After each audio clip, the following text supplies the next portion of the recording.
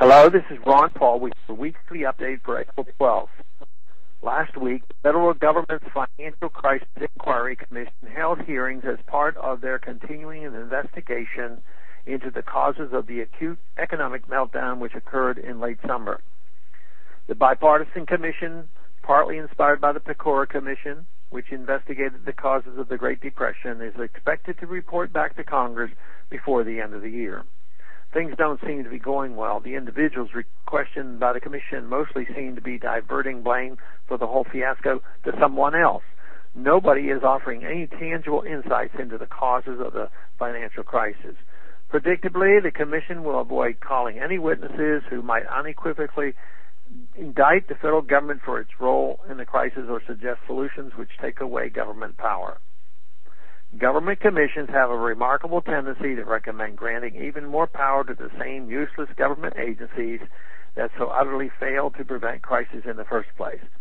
We saw this with the Pecora Commission. We saw it after 9/11, and we're suing it again today with regards to financial regulations.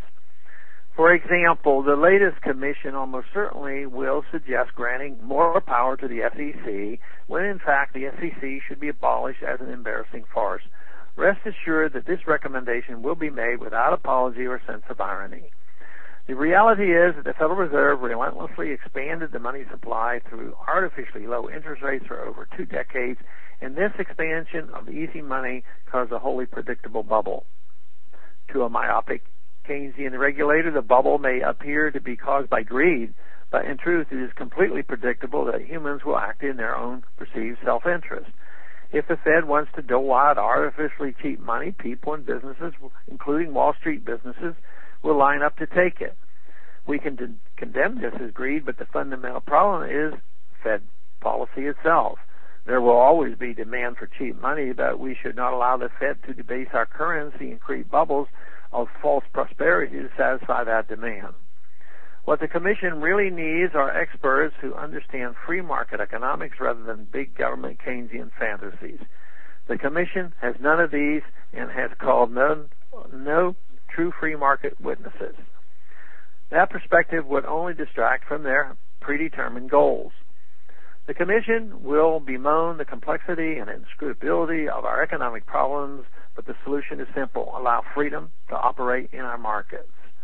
Allow U.S. financial, labor, and housing markets to normalize without political interference. Though the solution is simple and rather obvious, it would not be easy or painless, but would be so much better off in the long run. It would require admitting fiat money as a tangled web of monetary deception prone to catastrophic failure. It would require allowing Americans to choose a system of sound money where the money supply and interest rates are set by market forces rather than centralized economic planners. Unfortunately, fiat money is like a drug to a Congress hopelessly addicted to spending vastly more than the Treasury collects in revenues. Because of this, our problems can only get worse and more complex before they get better. Thanks for calling this update. A new update is placed on this number, 888-322-1414, every Monday morning.